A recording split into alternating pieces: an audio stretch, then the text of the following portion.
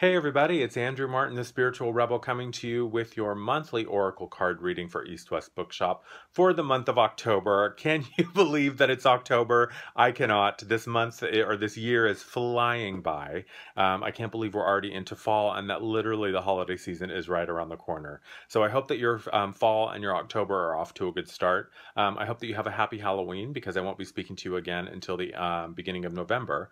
But the the deck that I'm using today for the message for everybody for October is the Return of Spirit deck by Cheryl Lee Harnish. I love this deck of cards. Beautiful fractal images that she designs intuitively for each card that accompany beautiful, uplifting, inspiring messages.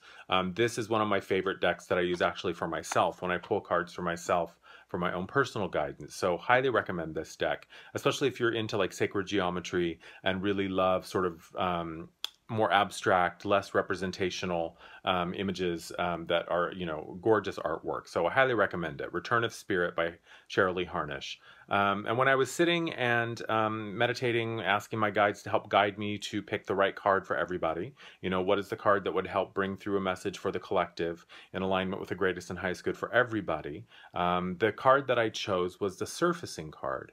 And you can see that this image to me looks like a bunch of bubbles that are sort of, emerging from the depths and breaking on the surface, sharing their light and their energy and their color and, the messages that they have for us. I think from this month, for October, heading into November, surfacing really speaks to changes and shifts in perception. As we continue up the spiral in our experience and we expand and we grow and we shift and we come into new understandings and new awareness of our lives and the people and the experiences that occur in our life, oftentimes we see old patterns or old behaviors or even old people, whether it's old colleagues, family members we've been estranged from, ex-boyfriends or girlfriends or husbands or wives, ex-partners, people that maybe at one time were very important or influential to us, but maybe we fell out of touch and all of a sudden they sort of come back around. And oftentimes what happens is when we experience old stories or old patterns that are triggered by people or experiences that seem to be from the past, a lot of times I find what happens is our mind goes into sort of panic or defense mode because the mind only ever has the last time we experienced this as a frame of reference. And so the mind oftentimes takes us into a very reactive place, takes us into a place where we try to defend or go into resistance or try to grasp or clutch or control. And what I'm going to invite you to do for the upcoming month, as these old ideas, old beliefs, or old patterns, or old people come back into your lives and surface again into your awareness, rather than reacting with the mind, I'm going to invite you to respond with the heart. Because a lot of times, really, the only reason that anything ever resurfaces again in our experience is to invite us to approach it or to see it or to experience through a new lens. And I think for all of us, the most powerful way that we can begin to choose to experience our life, especially something that we perceive as coming from the past, is through the lens of the heart. Because the heart is always going to allow us to come to the experiences and the circumstances in our lives with with the greatest depth of compassion, with the greatest depth of love. And that in turn will create the most healing experience that we have access to in that moment.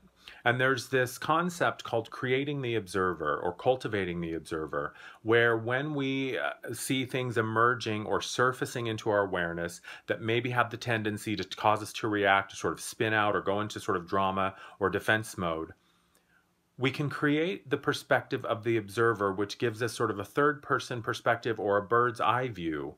And it gives us just for a moment a more neutral approach to allow us to observe things more at just sort of face value, to see them for what they are, and then mindfully decide, am I going to react to this through my mind using the same old story, the same old thoughts, the same old beliefs, or the same old choices, or am I going to a deeper level of understanding, a deeper level of awareness with this, and am I going to choose to respond through the heart?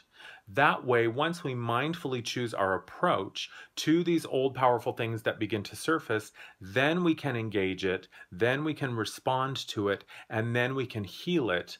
And a lot of times things surface for one of two reasons. I find it's either because we're ready to let it go, we're ready to bless it, to give it a kiss, give it a hug, give it a fond farewell, give it a little pat on the butt and let it go. Or we can oftentimes see it in a new way, see it with a new sense of value and understanding understanding and allow ourselves to integrate this new belief or this new awareness or this new idea about it in a new way in our lives that can become so much more powerful and so much more rewarding. So when we allow ourselves to just perceive whatever is surfacing, looking at it with the most compassionate, most loving, most detached frame of mind and point of view that we can, really allows us to see it in a new way and allows us to see the truth of what it is, because in the end, really, whatever is surfacing is just coming to us because it really has some truth to share with us. It has a message for us. It has, something that it really does want to share with us. And as long as we just allow it to share its message or its energy or for it to be a healing experience, then we can choose what we're going to do with it at that point, rather than reacting or resisting, trying to push it away or grasp it to try to control. So for the month of October, my advice would be just allow things to surface when they're ready to surface. It's coming to you for a reason. The only reason we are ever given an experience of anything, encountering anything in our lives, is because we're ready for it and we can handle it. And really, on a soul level, we've asked for it because there's something that it has to show us or share with us or can teach us. So that's it. I hope that you have a fantastic October. As always, you can find me at East West Bookshop every Monday from 10:30 to 3. I'm there doing oracle card readings at East West Books on Mondays. Also, go to my website because you can book a session with me there if you're unable to make it to East West Books on Mondays. I live in Seattle. I do readings out of my apartment. I also do phone and Skype sessions. Also on my website, thelightones.com, there is a new events page, and there's a link there to my meetup.com page, and that will give you my calendar of all the events, everything I'm going to be participating in. I've got some really exciting stuff happening at East West Books coming up this fall and winter. I've got a couple of other things happening throughout the city. I would love to connect with you, so follow me there. You can also find my Facebook buttons. All that social media stuff is on my website also. I hope that wherever you are, you're happy and healthy and smiling. Thank you as always for watching. Have a fantastic October. I love you, and I'll talk to you soon. Bye-bye.